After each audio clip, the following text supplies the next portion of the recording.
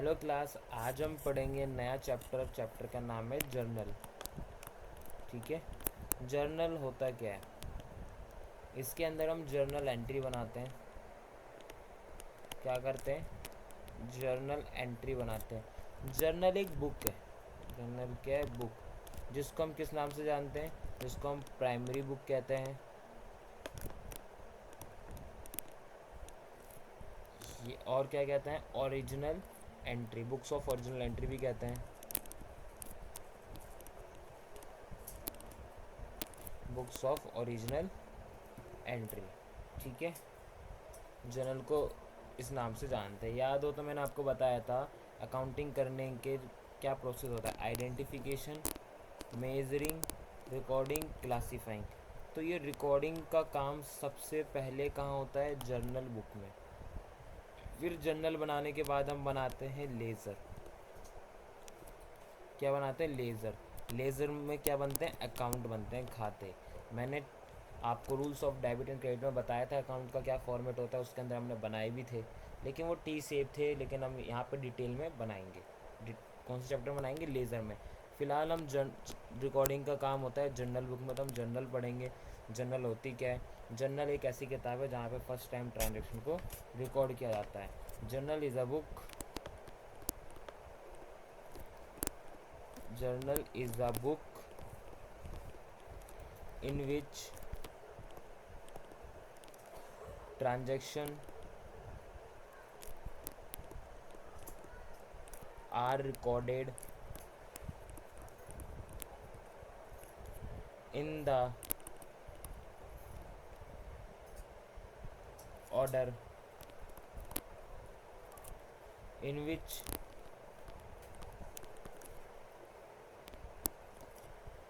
they are entered। ठीक है। तो इस चीज़ को हम कहते हैं जर्नल। तो जर्नल का मतलब पता पड़ा। जर्नल एक ऐसी बुक है जहाँ पे हम क्या करते हैं? ट्रांजेक्शन को रिकॉर्ड करते हैं इन एक ऑर्डर, मतलब एक तरीके में। ठीक है। उसे कहते हैं जर्नल। तो सबसे पहले रिकॉर्डिंग का काम कहाँ होता है? जर्नल बुक में। तो इसीलिए हम इसको प्राइमरी बुक भी कहते हैं और बुक्स ऑफ ओरिजिनल एंट्री के नाम से भी जानते हैं। मीनिंग क्लियर है आपको जर्नल का? अब हम देखते हैं कुछ चीज़ें आपको इसमें सुनने को मिलेंगी। जर्नल एंट्री क्या सुनने को मिलेंगी? जर्नल एंट्री क्या होती है? जर्नल बुक में जो भी चीज़ें हम लिखते हैं उसे कहते हैं journal entry. An recorded, an entry recorded लिख लो। Entry recorded in the journal is called journal entry। ठीक है। जर्नल बुक के अंदर जो भी ट्रांजैक्शन रिकॉर्ड की जाती है उसे हम क्या कहते हैं? जर्नल एंट्री कहते हैं। ये भी क्लियर है। अगला आपको एक नाम सुनने को मिलेगा बहुत, जर्नलाइजिंग। जर्नलाइजिंग क्या है? जर्नल एंट्री को रिकॉर्ड करने के प्रोसेस को हम क्या कहते हैं? जर्नलाइजिंग कहते हैं। The process of recording, the process of recording a transaction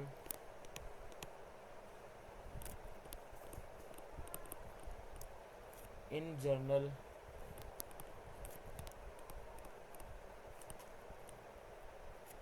is known as journalizing या फिर is called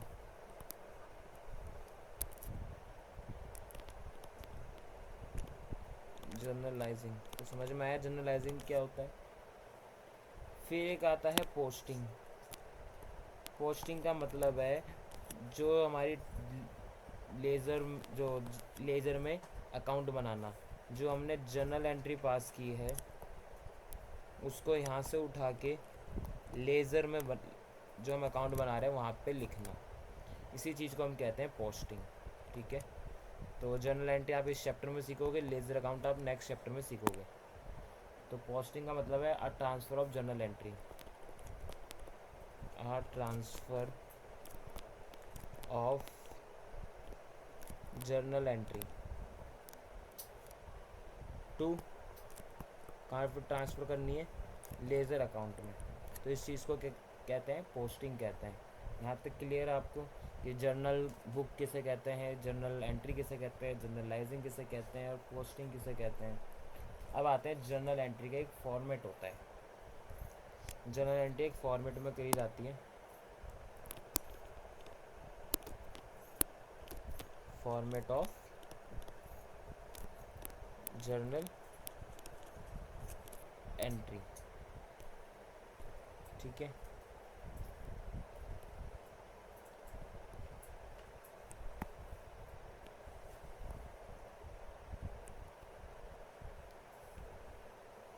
तो जर्नल एंट्री में आपको कुछ इस तरीके से कॉलम बनाने हैं।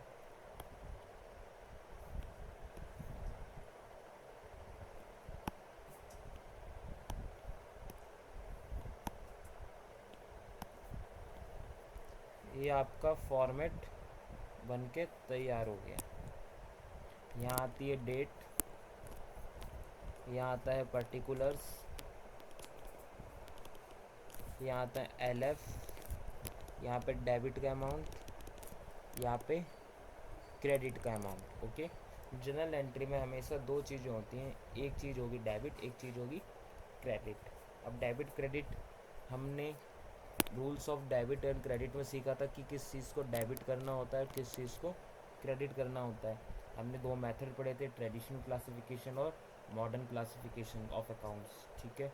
डेट आपको पता है, पर्टिकुलर्स का मतलब क्या होता है, जो भी ट्रांजेक्शन हम लिख रहे हैं, ठीक है, वो पर्टिकुलर्स के अंदर हमें लिखनी है, जो भी हम एंट्री पास कर रहे हैं, मतलब उस ट्रांजेक्शन का मतलब क्या है। और इसके नीचे एक नरेशन लिखते हैं जिसको हम डिस्क्रिप्शन कहते हैं ट्रांजेक्शन के बारे में। और एल एफ मतलब पेज नंबर। जब हम लेज़र बनाएंगे, LF मतलब लेज़र फोलियो, जब हम लेज़र बनाएंगे तो ये वाली एंट्री इस लेज़र में कौन से पेज नंबर पे है, ये लिखते हैं लेज़र फोलियो में। बट आपको 11th-12th में लेज़र फोलियो में कुछ नहीं लिखना है, वैसे रियल लाइफ में लिखा जाता है, पेज नंबर होता है कि ये एंट्री जर्नल की इस पेज नंबर की एंट्री लेज़र में इस पेज नंबर पे, ताकि ढूंढने में क्या हो, आसानी हो, ठीक है। अब मैं आपको एक बार क्विक रिवीजन करा देता हूँ rules of debit and credit का। इस चैप्टर को करने के लिए आपको अकाउंटिंग इक्वेशन अच्छे से आना चाहिए, और rules of debit and credit अगर आपको आता है तो आप अच्छे से कर सकते हो, ठीक है। यहाँ पे हम करते हैं ट्रेडिशनल क्लासिफिकेशन। आप दोनों मेथड से कर सकते हो, मैं आपको मॉडर्न मेथड से कराऊंगा। ट्रेडिशनल क्लासिफिकेशन ऑफ अकाउंट, यहाँ आ जाएगा modern classification of accounts. Okay, ऊपर हेडिंग डालता हूँ rules of debit and credit.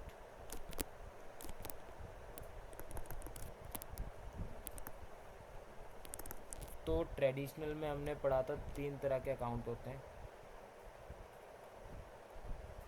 तो इधर एक लाइन ड्रॉ कर लेते हैं,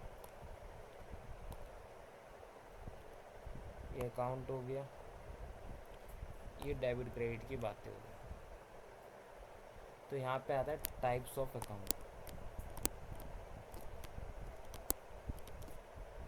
यहाँ पे वो डेबिट होगा या क्रेडिट होगा यहाँ, ठीक है। तो आपको टाइप्स ऑफ अकाउंट आपको पता है 3 तरह के अकाउंट होते हैं। एक पे रूल 1 लगता है, एक पे रूल नंबर 2 लगता है और एक पे रूल नंबर 3 लगता है। जो रूल नंबर 1 लगता है वो लगता है पर्सनल अकाउंट पे। एक अकाउंट होता है रियल अकाउंट जिस पे रूल नंबर 2 लगता है। रूल नंबर 3 लगता है नॉमिनल अकाउंट पे। सर ये रूल नंबर क्या है? रूल नंबर मतलब गोल्डन रूल, जो मैंने आपको 3 लिखवाए थे। तो फर्स्ट वाले पे लगता है debit the receiver and credit the giver. तो डेबिट द रिसीवर, डेबिट क्या होगा? जो बंदा रिसीवर है, और एंड क्रेडिट द गिवर, जो बंदा गिवर है उसे करना है क्रेडिट। सेकंड रूल हमारा ये कहता है debit what's comes in, debit उस चीज़ को करो जो चीज़ आ रही है, what comes in, what's comes in. और and credit was goes out, credit उसे करना है जो जा रहा है, इज वॉट गोज आउट, जो आपके पास से जा रहा है उसे क्या कर दो क्रेडिट। नॉमिनल अकाउंट का हमारा सिंपल सा है, डेबिट होता है ऑल एक्सपेंसेस एंड लॉसेस, और क्रेडिट क्या होता है ऑल इनकम प्रॉफिट और गेन। यही पढ़ा था हमने, या तो आप इसको याद रखें ट्रेडिशनल को या मॉडर्न को, ठीक है। तो चलो हम मॉडर्न का भी देख लेते हैं।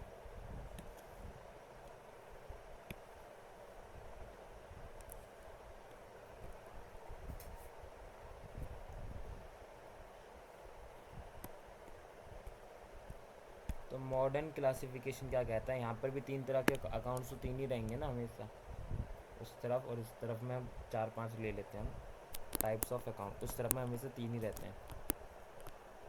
और यहाँ पे है डेबिट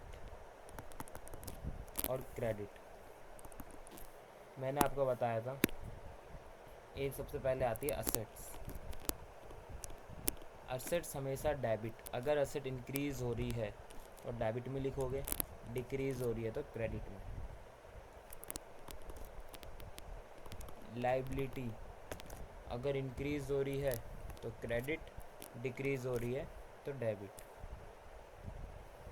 ठीक है। और कैपिटल भी लाइबिलिटी होती है, मैंने बताया था आपको। कैपिटल मतलब मालिक ने बिजनेस ने मालिक से पैसे उधार लिए तो बिजनेस के लिए वो क्या हो गई लाइबिलिटी हो गई कैपिटल।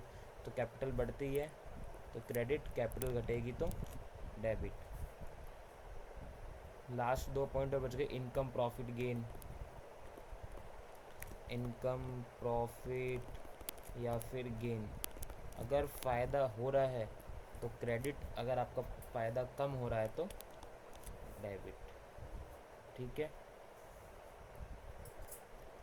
एक्सपेंसेस एंड लॉसेस, अगर एक्सपेंस लॉसेस हो रहे हैं तो डेबिट, अगर आपका एक्सपेंस लॉसेस कम हो गए तो क्रेडिट, ठीक है।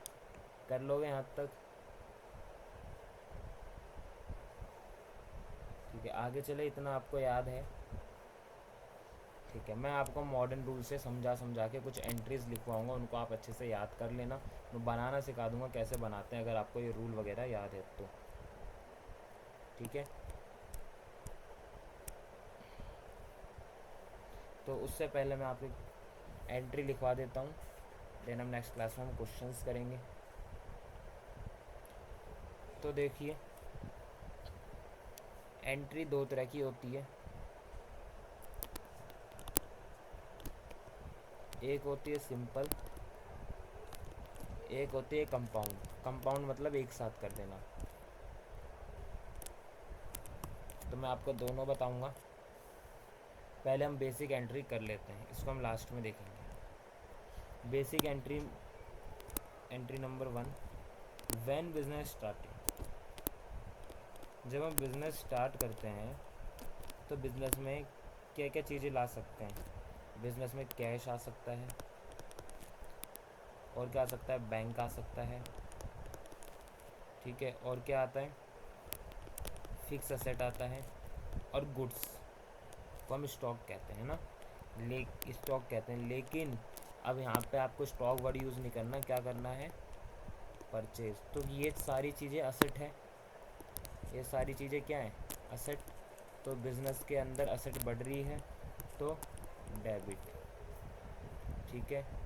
और साथ में दूसरा फ़र्क पड़ता है कैपिटल के ऊपर। कैपिटल मैंने बताया, कैपिटल जब बढ़ती है तो हम करते हैं क्रेडिट। मॉडर्न रूल किससे करा रहा हूँ मैं आपको ये सारे, ठीक है।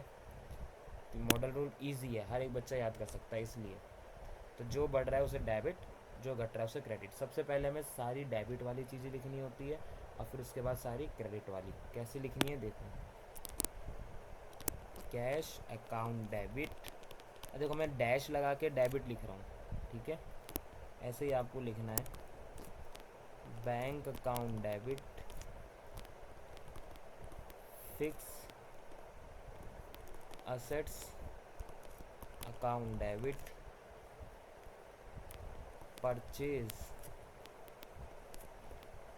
Account debit. ओके, पहले डेबिट वाली सारी चीज़ें, फिर क्रेडिट। अब क्रेडिट कैसे लिखना है देखिए, टू, ये डी आर किसको शो करता है, डेबिट को, ठीक है। अब क्रेडिट के लिए हम सी आर नहीं लिखेंगे, हमने टू लिख दिया, मतलब ये चीज़ क्या है, क्रेडिट टू कैपिटल अकाउंट, ठीक है। मैं इसके आगे डैश सी आर नहीं लिखूँगा, क्योंकि मैंने क्या लिख दिया है, टू। टू किसको शो करता है, क्रेडिट वाली चीज़ को, ठीक है। टू का मतलब क्रेडिट है, ठीक है। अब इसके साथ में नरेशन लिखनी होती है। नरेशन मतलब इस एंट्री का मतलब क्या है, इस एंट्री का ये मतलब है बिजनेस में ये सारी चीज़ें लगाई जा रही है। बीइंग बिजनेस स्टार्टेड, या कैपिटल इंट्रोड्यूस भी लिख सकते हो, ठीक है। ये एंट्री आपको ऐसे ही लिखनी है। सेकेंड आती है ड्राइंग। जब हम ड्राइंग करते हैं, when withdraw for personal use, मैंने आपको बताया जब हम कैप पर्सनल यूज़ का मतलब होता है ड्राइंग। जब अभी मैंने बताया था ये सारी चीज़ें हम बिज़नेस में लगा सकते हैं, तो बिज़नेस से निकाल भी तो सकते हैं। तो कैश, बैंक, फिक्स असेट और परचेज़, ये सारी बिज़नेस से विड्रॉ करेंगे तो क्या हो जाएगी, कम हो जाएगी। ये सारी असेट होती हैं।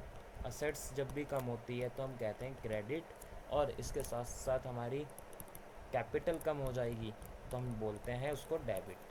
तो अब इसकी एंट्री कैसे करेंगे, लेकिन अब एंट्री करते वक्त हमें अकाउंट्स में एक स्पेशल नाम दिया हुआ है, जब भी कैपिटल कम होती है तो हम उसके लिए यूज़ करते हैं ड्राइंग। तो डेबिट क्या करना है, ड्राइंग, ठीक है। तो अब एंट्री करोगे, ड्राइंग अकाउंट डेबिट, ठीक है, टू। अब ये टू किसको शो कर रहा है, क्रेडिट को। क्रेडिट होने वाली सारी चीज़ों का आप क्रेडिट लिख दोगे, जो जो चीज़ें बिजनेस से निकाली जा रही हैं। हम मान के चल रहे हैं वो सारी चीज़ें निकाल रहे हैं। To cash account, to bank account, to fix asset. जैसे मैं आपको समझा के बता रहा हूँ कि असेट बढ़ रही है तो डेबिट, घट रही है तो क्रेडिट, आपको भी ऐसे घर पे याद करना है, ठीक है। याद करने का सबसे आसान तरीका क्या है, आप ये हेडिंग लिख लेना, जो मैं ये वाइट पेन से हेडिंग लिख रहा हूँ ना, ये हेडिंग लिख लेना सिर्फ इतनी, ताकि आप हेडिंग लिख लो और बीच में जगह छोड़ देना, बीच में इस एंट्री की जगह छोड़ देना, फिर नई हेडिंग लिख लेना, हेडिंग नंबर जो 3 होगी। फिर आप इन हेडिंग को पढ़ना, सोचना, समझना, फिर लिखना, ठीक है। नरेशन क्या होगी, being withdraw for personal use, okay.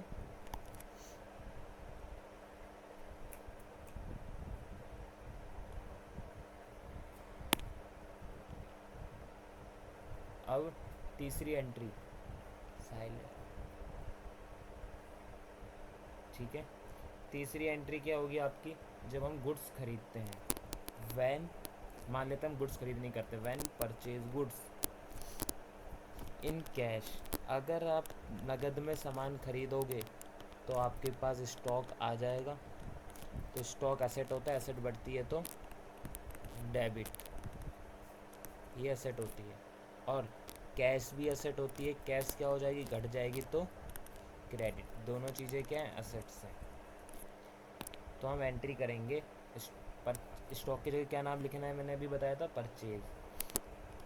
तो purchase account debit to cash.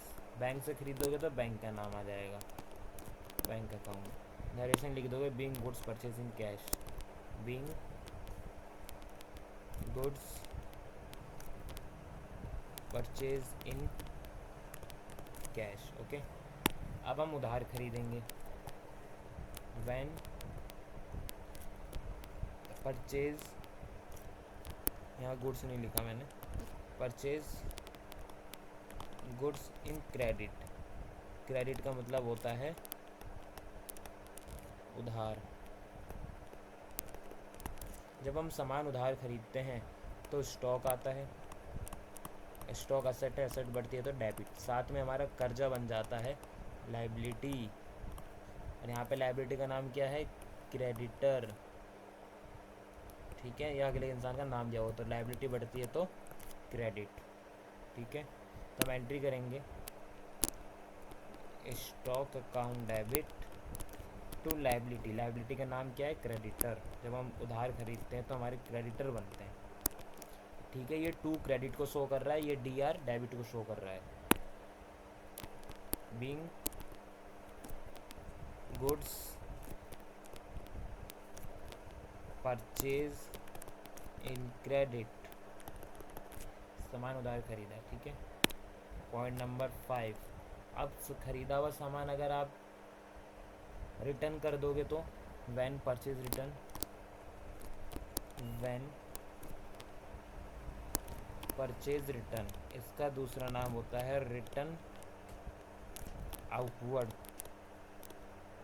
ठीक है, जब आप खरीदा हुआ सामान वापस करोगे तो आपके पास से क्या होगा? स्टॉक कम हो जाएगा, असेट कम होती है तो क्रेडिट, और उधार खरीदा होगा तो आपकी लाइबिलिटी कम हो जाएगी, नगद खरीदा होगा तो कैश बढ़ जाएगा, नगद खरीदा होगा तो कैश या बैंक बढ़ेगा तो डेबिट करोगे, या फिर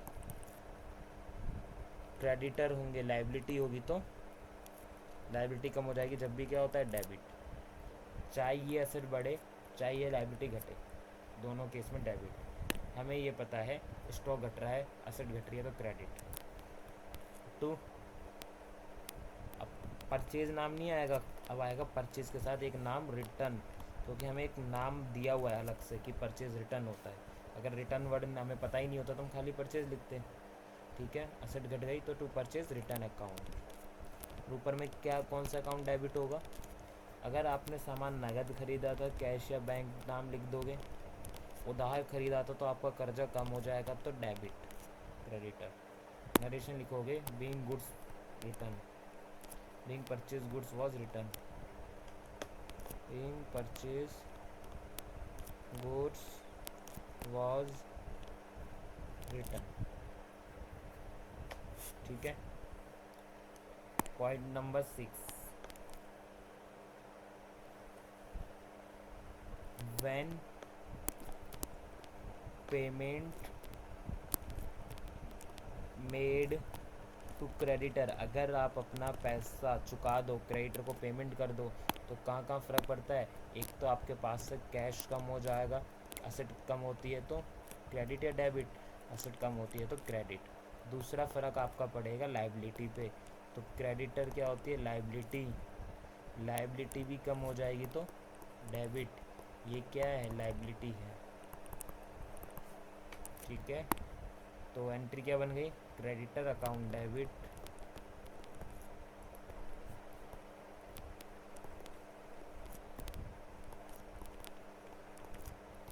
टू कैश या बैंक अकाउंट। ठीक है, नरेशन लिखोगे being paid to creditor. Okay, point number 7, जैसे हमने 4 पॉइंट परचेज से रिलेटेड करे ऐसे ही हम 4 पॉइंट सेल से रिलेटेड करेंगे। ठीक है, सेल गुड्स इन कैश, अगर आप नगद में सामान बेचोगे तो कहाँ कहाँ फ़र्क पड़ेगा? एक तो आपके पास से सामान चला जाएगा, स्टॉक कम हो जाएगा तो क्रेडिट, और कैश या बैंक आपके पास पैसा आ जाएगा, असेट बढ़ गई तो डेबिट। अब यहाँ पे आप क्या कर रहे हो? सेल, तब स्टॉक की जगह क्या नाम आ जाएगा? सेल। ठीक है, तो एंट्री क्या बन जाएगी? डेबिट क्या होगा? कैश या बैंक, कैश या bank account debit to sales account. Narration लिखोगे being sale goods in cash. देखो, जब आप बेचोगे तो सेल वर्ड यूज़ करोगे स्टॉक की जगह, खरीदोगे तो परचेज वर्ड यूज़ करोगे। ठीक है, अब उधार खरीदते हैं, सॉरी उधार बेचते हैं, सेल गुड्स ऑन क्रेडिट, हमने सामान उधार बेचा तो स्टॉक चला गया हमारे पास से, ठीक है। स्टॉक कम हो जाएगा तो क्रेडिट, और उधार में बेचा है तो हमारे डेटर बन जाएंगे। डेटर क्या होती है? असेट होती है। असेट बढ़ गई तो डेबिट। तो हम एंट्री करेंगे debtor account debit to sales account. नीचे नरेशन आएगी being goods sold on credit. हमने सामान उधार में बेचा। ठीक है। पॉइंट नंबर 9, अगर किस बेचा हुआ सामान वापस आ गया जिसको हम सेल रिटर्न कहते हैं, इसका दूसरा नाम है रिटर्न इनवर्ड। तो सामान वापस आ गया तो स्टॉक बढ़ गया होगा तो डेबिट। और अगर आपने नगद बेचा था तो कैश या बैंक आपके पास से चला जाएगा, और उधार बेचा था तो डेटर कम हो जाएंगे। मतलब ये तीनों ही किस चीज़ का पार्ट है? असेट का पार्ट है। तो असेट्स कम हो गई तो क्रेडिट। ये डेटर लिखा है, ठीक है, डेटर है, और ये असेट लिखा है। ठीक, तो एसेट कम हो गई, रिटर्न हो गया तो क्रेडिट। तो क्या करोगे? नगद बेचा था तो कैश या बैंक, उधार वाला सामान वापस आया तो डेटर, डेबिट हो जाएगा, सॉरी क्रेडिट हो जाएगा। डेबिट में क्या होगा? सामान आ गया, तो सामान आ गया तो सेल्स रिटर्न। ठीक है। अकाउंट डेबिट, नरेशन लिखोगे बीइंग सेल्स रिटर्न। ठीक है। अब हम डेटर से पैसा लेते हैं। When amount receive from debtor, अगर आपको डेटर पैसा दे देता है तो क्या होगा? कैश या बैंक असेट है वो बढ़ जाएगी, आपके पास पैसा आ गया तो डेबिट, और डेटर पैसा दे देगा तो डेटर भी असेट होती है वो कम हो जाएगा तो क्रेडिट। तो एंट्री करोगे कैश या bank account debit to debtor account. ठीक है, 10 पॉइंट हो गए, अच्छे से आपको समझ आ रहे हैं। 11, व्हेन एनी एक्सपेंस पेड, आप किसी भी तरीके का एक्सपेंस पेड करते हो तो पेड करने के दो फ़र्क पड़ते हैं। एक तो वो एक्सपेंस है, तो एक्सपेंस पे कर रहे हो तो एक्सपेंस बढ़ गए तो डेबिट, और पे करने से पैसा चला गया कैश या बैंक, असेट कम हो गई तो क्रेडिट। तो आप एंट्री करोगे, सॉरी इसकी नरेशन तो लिखी नहीं मैंने, being amount receive from debtor. ठीक है।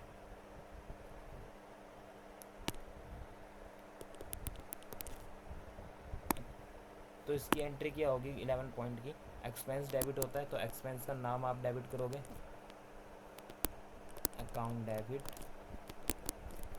टू कैश या बैंक। एक्सपेंस आपको मैंने rules of debit and credit में लिखवाए थे कि कौन कौन से एक्सपेंस होता है, rent, salary, wages, telephone expenses, और इनकम की भी मैंने कुछ पॉइंट्स लिखवाए थे, तो आप देख लेना एक्सपेंस और इनकम कौन कौन सी होती है।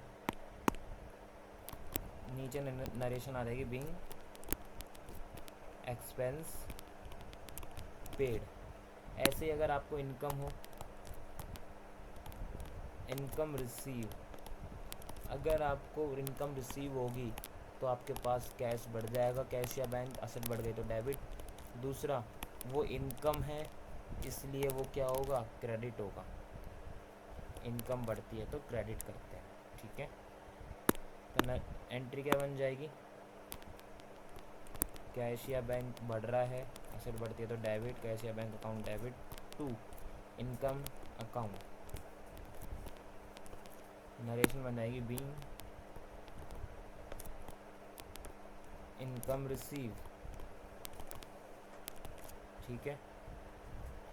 Entry number 13, when purchase of fix asset, जब हम क्या करते हैं, परचेज ऑफ फिक्स असेट। अगर हम किसी भी फिक्स असेट को ख़रीदते हैं तो इसके दो फ़र्क पड़ते हैं। एक तो फिक्स असेट बढ़ जाती है, असेट बढ़ गई तो डेबिट। उधार खरीद, अगर पैसे में ख़रीदा है तो कैश या बैंक क्या हो जाएगा, कम हो जाएगा तो क्रेडिट। या फिर उधार ख़रीदा है तो आपकी लाइबिलिटी क्या हो जाएगी, इंक्रीज़ हो जाएगी, तो भी क्रेडिट। उधार खरीदोगे जब भी क्रेडिट, नगद खरीदोगे जब भी क्रेडिट। सीधी सी बात है, फिक्स असेट डेबिट होना है। तो ठीक है, एंट्री क्या होगी, fix assets account debit to cash to bank. या फिर उधार खरीदते तो हम वेंडर नाम यूज़ करेंगे। क्या नाम यूज़ करेंगे, वेंडर। क्रेडिटर वर्ड होता है गुड्स के लिए, ठीक है। क्रेडिटर किसके लिए होता है, गुड्स के लिए। बट ये हमारा गुड्स नहीं है, ये हमारी क्या है, फिक्स असेट। वेंडर होता है फिक्स असेट के लिए, ठीक है। वेंडर वर्ड यूज़ किया जाएगा फिक्स असेट के लिए। क्रेडिटर वर्ड होता है गुड्स के लिए, इसलिए, ठीक है। तो वेंडर अकाउंट, नरेशन लिखोगे being goods purchase, being goods purchase. वो गुड्स नहीं, fix asset, fix asset purchase. नगद खरीदोगे तो कैश बैंक, उधार खरीदोगे तो क्रेडिट हो जाएगा वेंडर, ओके। अब इस फिक्स असेट पे अगर डेप लगता है, डेप पता है ना, वैल्यू कम होना फिक्स असेट की। डेप्रीशिएशन ऑफ फिक्स असेट, जब आपके फिक्स असेट की वैल्यू कम होती है तो आपकी फिक्स असेट की वैल्यू कम हो गई, असेट घट गई तो क्रेडिट। और डेप्रीशिएशन क्या होता है, एक्सपेंस होता है, लॉस होता है। तो डेप्रीशिएशन क्या है, एक्सपेंस। एक्सपेंस हमेशा बढ़ता है तो डेबिट। तो एंट्री करेंगे depreciation to fix asset, depreciation account debit to fix asset account. Fix asset credit इसलिए हो रहा है क्योंकि एसेट की वैल्यू घट गई, एसेट की वैल्यू घटती है तो credit. Being depreciation on fix assets, ठीक है। 14 पॉइंट हो गए अच्छे से। अब देखते हैं आगे, पॉइंट नंबर 15। अब मैं बहुत इंपॉर्टेंट वाले पॉइंट लिखवा रहा हूँ आपको, जो मैं हर बार कहता हूँ बहुत इंपॉर्टेंट है। Outstanding expenses. तो आउटस्टैंडिंग एक्सपेंस मतलब ऐसे खर्चे जो करने चाहिए थे नहीं किए, वो एक्सपेंस है, इसलिए डेबिट होगा। और वो आउटस्टैंडिंग है, लाइबिलिटी है, इसलिए वो चीज़ क्या होगी, क्रेडिट होगी। तो डेबिट क्या होगा, एक्सपेंस। तो एक्सपेंस अकाउंट डेबिट। अगर नाम पता है कि रेंट आउटस्टैंडिंग है तो रेंट अकाउंट डेबिट हो जाएगा। मतलब एक्सपेंस और इनकम का मतलब है उसका नाम, खर्चे का नाम पता है तो नाम लिखो, नहीं पता तो एक्सपेंस। ऐसे ही अगर आपको इनकम का नाम पता है तो नाम लिखो, नहीं तो इनकम। तो expense account debit to liability, credit होती है, ठीक है। तो to outstanding expense.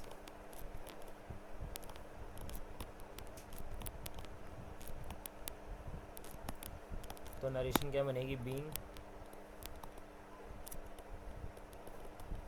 Outstanding expense, या फिर being expense due but not paid, ये भी लिख सकते हैं। इसकी डेफिनेशन तो यही है, being expense due but not paid. यही तो है, खर्चा करना था लेकिन नहीं किया। 16वीं एंट्री क्या है आपकी, प्री पेड। प्री मतलब पहले, पेड मतलब कर दिया, पहले खर्चा कर देना। ऐसे खर्चे जो आपने पहले ही कर दिए उन्हें कहते हैं प्रीपेड एक्सपेंस। तो खर्चा कर दिया तो कैश या बैंक आपके पास से कम हो जाएगा। ये एसेट होती है, एसेट कम होती है तो क्रेडिट। अब खर्चा करने से आप क्या, असेट बन जाएगी, ठीक है। उसे क्या करेंगे, डेबिट। असेट क्या बनेगी, प्रीपेड के नाम से बनेगा ही, ठीक है। जैसे प्रीपेड रेंट होता है, प्रीपेड सैलरी होती है, ऐसी prepaid expense account debit. Asset बढ़ गई तो डेबिट कर दिया, टू कैश या बैंक पैसा जा रहा है तो क्रेडिट टू कैश या बैंक अकाउंट। नरेशन में लिखोगे बीइंग प्रीपेड एक्सपेंस या फिर एक्सपेंस पेड इन एडवांस। ठीक है। Entry number 17 advance income. जब आप एडवांस में किसी से पैसा ले लेते हो तो वो आपकी बन जाती है लायबिलिटी। तो लायबिलिटी बढ़ गई तो क्रेडिट, और एडवांस में पैसा ले लिया तो कैश आपके पास आ गया होगा, कैश या बैंक, तो वो बढ़ असेट बढ़ गई तो डेबिट। तो लायबिलिटी डेबिट क्या होगा, असेट कैश या bank account debit to liability का नाम क्या है, एडवांस इनकम, वो हो जाएगा क्रेडिट। नरेशन लिखोगे बीइंग एडवांस इनकम रिसीव। ठीक है। पॉइंट नंबर 80 होता है एक्रूड इनकम। एक्रूड इनकम कमा ली लेकिन मिली नहीं है तो आपकी एसेट हो गई, एसेट बढ़ गई तो डेबिट। ठीक है। और वो आपके लिए क्या है, इनकम है, इसलिए वो क्या हो गई, क्रेडिट। ठीक है। और ये आपका एक्सपेंस था, ये एसेट क्या है, एक्सपेंस है, इसलिए आप क्या कर रहे थे, प्रीपेड एक्सपेंस को डेबिट। ठीक है। यहाँ इनकम बन गई तो वो क्या हो गई, क्रेडिट। तो एसेट बढ़ रही है तो आप लिख दोगे accrued income account debit to income account. Narration लिख दोगे बीइंग एक्रूड इनकम या फिर earn but not receive, being income earn but not receive. ठीक है। पॉइंट नंबर 19 जब आप पैसा बैंक में जमा करते हो, when cash deposited into bank, अगर आपने बैंक में पैसा जमा कर दिया तो क्या एंट्री करोगे, पैसा चला गया, पैसा क्या हुआ, चला गया, कैश कम हो गया तो क्रेडिट, लेकिन बैंक में तो बढ़ गया ना तो bank debit. The bank to cash account. तो नरेशन करोगे being cash deposited into bank. Last point देखो 20 व्हेन कैश विड्रॉ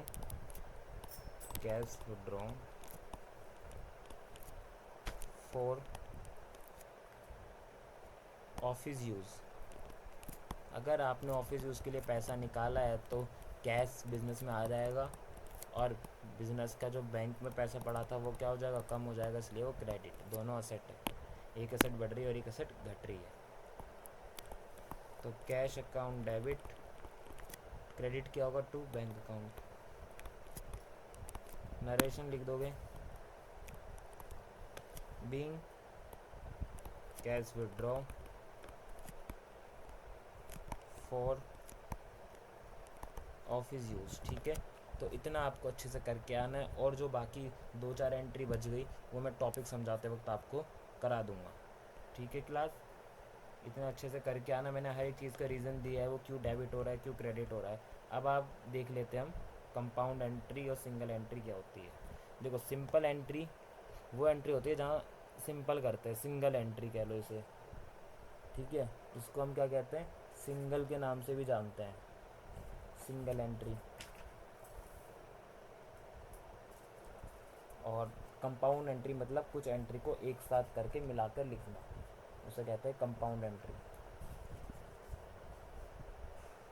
ठीक है। तो सिंपल या फिर सिंगल एंट्री कौन सी होती है, जहाँ पे मान लेते हैं हम कैश लगाने बिजनेस के अंदर, तो कैश आ रहा है तो cash account debit to bank account ये करते हैं, मैंने यही लिखवाई है, sorry cash to capital, capital liability है इसलिए क्रेडिट, और कैश आ रहा है बिजनेस में असेट है इसलिए वो डेबिट। और मान लो हम बैंक से भी पैसे लगाते हैं, तो बैंक अकाउंट डेबिट, एसेट आ रही है बिजनेस में, एसेट बढ़ती है तो डेबिट, और लाइबिलिटी भी तो बढ़ रही है कैपिटल, तो वो क्रेडिट। ये होती है सिंगल सिंगल एंट्री। कंपाउंड मतलब इन दोनों को एक साथ कर दो, इन दोनों को एक साथ कैसे करेंगे, cash account debit, bank account debit to capital account, ये दोनों एंट्री को मैंने एक साथ जोड़ के लिख दिया, तो कंपाउंड एंट्री हो गई। अगर आप सिंगल एंट्री करते हो, अलग अलग करके करते हो, ऐसे भी कर सकते हो और कंपाउंड भी कर सकते हो, ठीक है।